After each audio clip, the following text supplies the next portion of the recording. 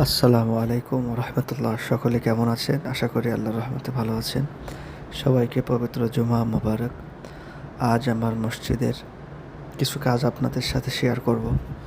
আসলে সে সকালে মসজিদে এসেছি প্রায় 10টা বাজে আনুমানিক।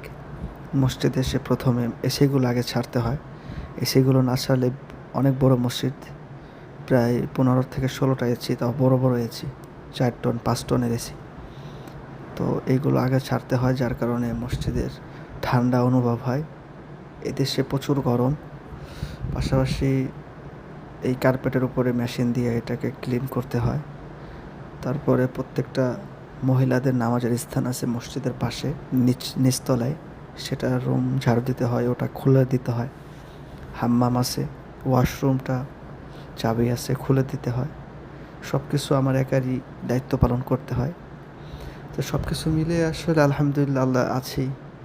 আবার পাশাপাশি রাত্রে আবার অফিসের ডিউটি করতে হয়। এই হলো প্রবাস জীবন। তো আলহামদুলিল্লাহ সকল কিছু আল্লাহর কাছেই শুকরিয়া আদায় করি যে আল্লাহ তাআলা এত বড় একটা মসজিদের দায়িত্ব পালন করার তৌফিক দান করছেন। দোয়া করবেন। এই যে হলো মসজিদের চাবি, প্রচুর চাবি, এক একটা তালার এক একটা চাবি রেখে দিয়েছি, সব আমার দায়িত্বে, সব কিছু আমার দায়িত্বে। এখানের মসজিদের যাবতীয় সকল দায়িত্ব হলো আমার আন্ডারে। তো যাই হোক, দোয়া চাই আপনার কাছে, আল্লাহ যেন এই মসজিদের খাদেম হিসেবে আমাকে কবুল করে। আসসালামু আলাইকুম ওয়া রাহমাতুল্লাহি ওয়া বারাকাতুহু।